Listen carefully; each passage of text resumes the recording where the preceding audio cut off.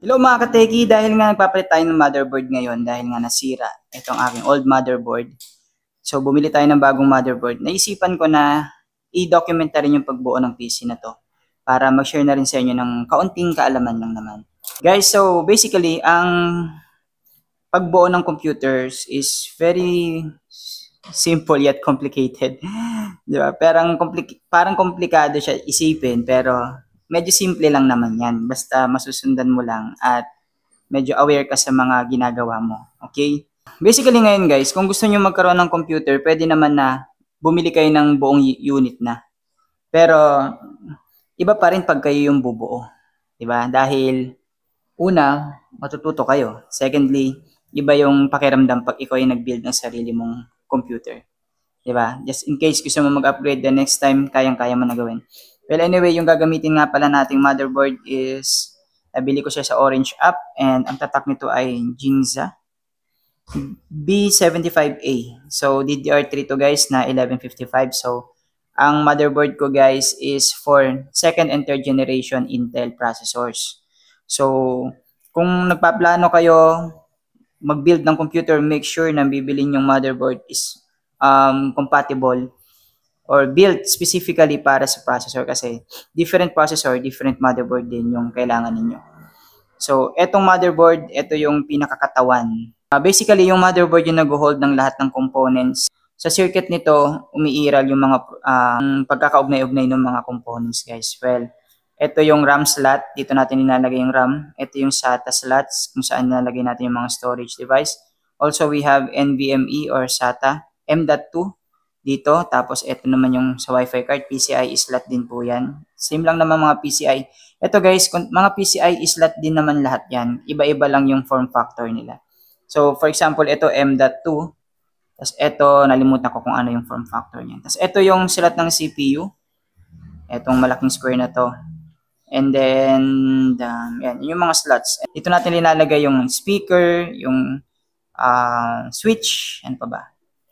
Yan. Tapos ito naman yun sa mga power supply.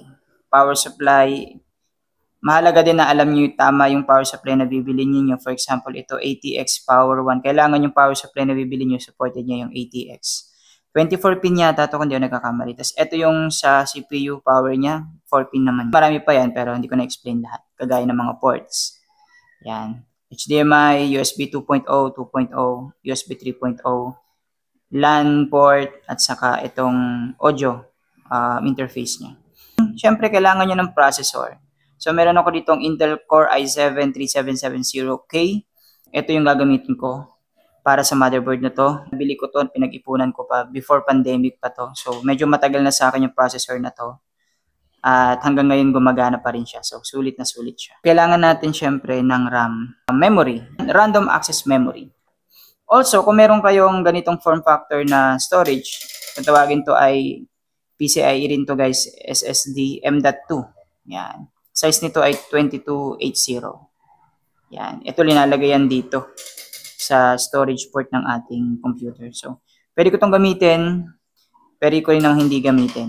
At syempre, kailangan nyo rin ng storage drives. So, kagaya nito, meron ako ditong SSD na 240GB SATA 3 to guys.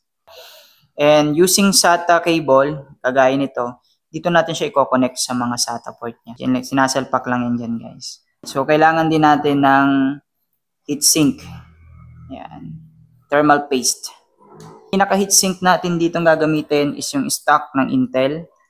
Yan. Kasi ito lang yung meron ako dito ngayon. Dahil yung dati kong ginagamit, ito, bumigay na yung fan niya.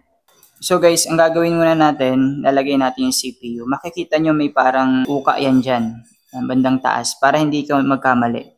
Hindi mababaliktad yung lagay ninyo. So, kagandahan sa Intel, yung mga CPU nila ay flat. Flat siya. Hindi kagaya ng AMD na may mga paa. So, ang pinakapaa niya nasa motherboard. So, hindi nakakatakot yung CPU nito dahil hindi ka mangangamba na magkaroon siya ng bent pins. Diba? Tapos, ito, pag Intel, gaganyan mo lang siya. Ayan. Bababa mo tong lever na to, ilalak mo dito. Yun. So, nakalock na siya. So, ilalagay natin tong heatsink ng paganon. Actually, nakatusok lang naman yan, tapos ilalak nyo lang dito. Pero bago natin ilagay, mag-apply muna ako ng Deepcool Z5 na thermal paste. So, mas magandang brand ng thermal paste, mas maganda.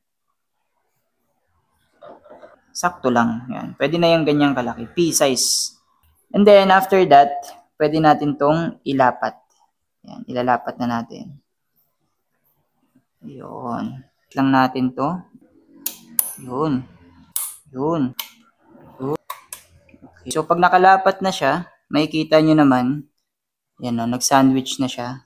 Yung pinaka-thermal paste dumikit na doon sa ating heatsink. Lalak natin. Ang lock nito is pa counterclockwise ata. Para hindi siya mahugot. So, yun guys. O, di ba? Hindi siya nagwi-wiggle. In place na siya. Yung fan natin, malaya. So, okay na yan. Diba? Check natin ilalim. Yan, nakalock dapat. So, yan guys. Okay na. Nailagay na natin. Nandito na siya sa CPU fan natin. Add na natin yung RAM natin. So, make sure guys na tugma yung ngipin niya. Ito, yung kanyang bungi dito sa... Kasi pag hindi, baka hindi yan papasok. Saka pag pinersa nyo, mapuputol yan. Same lang din. So, uubra naman yung computer nyo kahit isa lang yung RAM niyan. Pero kung dalawa yung slot ng RAM nyo, i-maximize nyo na. Dalawang RAM na. So, total of 16 GB. Ito na itsura ng ating motherboard, CPU, and RAM. Konektado na lahat. Guys, ito na yung chassis ng ating computer. Hindi ko na naipakita sa inyo kung paano ito ginawa. Basically, ito yung computer natin. Nandito yung power supply. And yung wiring nito medyo komplikado. Doon ako naiirita guys sa pag-wiring. Kaya minsan wardi-wardi na lang. Yan, initsura ng likod niyan. Puro wires. Yan. Ito yung power supply natin. So, hindi ko na binaklas. Nandito din yung mga hard drive ko sa loob. Dalawang malaking hard drive yan guys. Sa isang SSD. Once na okay na yung chassis nyo, nandiyan na yung power supply, nandiyan na yung mga cable, nakalabas na kung saan dapat ilabas. Pwede na natin ilagay itong ating motherboard. Kailangan muna natin ilagay itong I/O shield. Bali may butas yan dito guys. Ito. Yun. O, di ba? Para malinis siya tignan. Double check nyo lang kung lapat yung likod. Kagaya nito guys. O, lapat yung likod niya. Pwede na natin ilak to ng mga screw. Itsura ng screw niyan guys. Yan.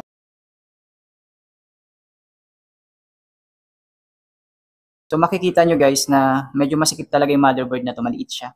So dito naman yung power supply ng CPU. So makikita nyo naman sa power supply nyo yan. May label naman yan na CPU. Yung power supply ng CPU natin. So nakasalpak na yung USB 3.0. So install na rin natin yung mga wire na to guys. Ito naman yung power supply niya. Yan.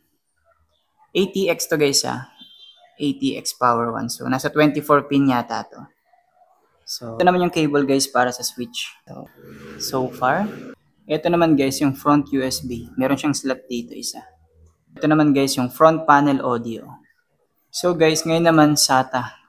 Lagay na natin yung SATA cable natin dito. So yung main drive natin dapat sa pula. And last but not the least, yung GPU natin guys. Kung meron kayo nito, is dito natin ilalagay yan sa slot na to. Okay? Nakabukas, nakalock pala. Tapos push natin ulit. Oh, yeah. Yun. Okay guys, just like that, we have built our own computer. Okay guys, ito na yung moment of truth. Buksan na natin guys. Yun, so kailangan mag-boot up ka. Boot up na natin. Yan. Umiikot naman yung fan niya guys. Yan, gumagana yung fan natin. Yan, gumagana din yung CPU, yung likod na fan, yung ibabaw na fan. Lahat ng fan gumagana. So far, so good. Nice. Bye-bye. Setup na natin yung ating system unit dito sa lamesa na to. And ito na, moment of truth. Buksan na natin tong ating computer. Okay guys, so kompleto na. Ito na, o-on na natin. 1, 2. Yun, narinig nyo ba yun? And tingnan natin kung lalabas yung display dito. Ayun, king siya. Jin siya. Jing siya. Jing siya daw. So, sa ngayon, ayusin muna natin yung ano natin, yung BIOS nito. So, ito yung BIOS utility ng bago kong motherboard. So, syempre, kailangan natin ayusin to. So, confirm, okay na yung system natin. After natin magpalit ng motherboard, okay na siya ulit. Nag-update pa siya. At, anyway, lahat ng files natin is intact dahil may mga hard drive naman tayo dyan. And when it comes sa, pag nakorap naman yung system natin, wala namang problema yun dahil lahat ng mga files ko is nakasave sa external or sa mga extra drives ko dito sa computer ko, hindi dun sa main drive. So, main drive ko is for operating system alone lang. So, makorap man yan o masira yon, kahit mag-reinstall ako, okay lang, walang problema dahil lahat ng files ko is safe pa rin. So, yun lang guys. Thanks for watching this video. Don't forget to subscribe my YouTube channel. Follow me on my TikTok account. Bye-bye.